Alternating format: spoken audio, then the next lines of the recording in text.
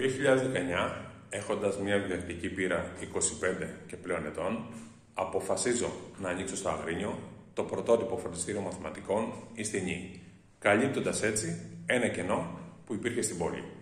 Είναι το πρώτο και μοναδικό για εκείνη την εποχή νόμιμο φροντιστήριο, το οποίο εξειδικεύεται σε ένα μόνο αντικείμενο, στα μαθηματικά.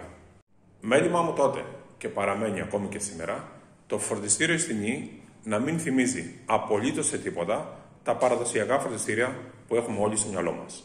Έτσι λοιπόν, στο πρωτότυπο φροντιστήριο μαθηματικών στην Νη έχουμε πρώτον, πραγματικά ολιγομελή τμήματα. Κάθε τμήμα μας αποτελείται από 3 μαθητές. Δεύτερον, κάνουμε μάθημα κάνοντας χρήση όλων των διαθέσιμων μέσων τεχνολογίας, εκμεύοντας με αυτόν τον τρόπο την αλληλεπίδραση των μαθητών.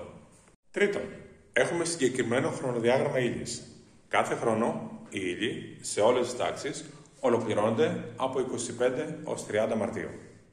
Τέταρτον, οι μαθητές μας γνωρίζουν από την πρώτη μέρα του μαθήματος το πρόγραμμα των διαγωνισμάτων τους. Πέμπτον, μαθητές και καθηγητές βρίσκονται σε κοντινή απόσταση, έτσι ώστε να υπάρχει καλύτερος έλεγχος, το μάθημα να είναι πιο συνεργατικό και φιλικότερο. Έκτον, χρησιμοποιούμε δικά μας βιβλία υψηλής ποιότητας. Δεν χρησιμοποιούμε βιβλία ούτε άλλων συγγραφέων, ούτε κάποιων άλλων εκδοτικών οίκων.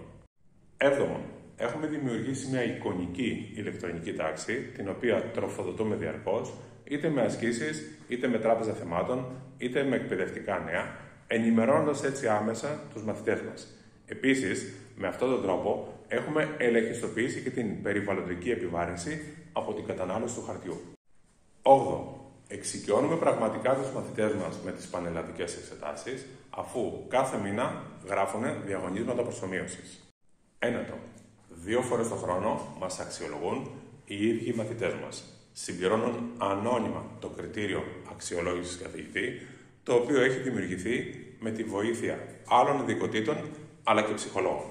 10.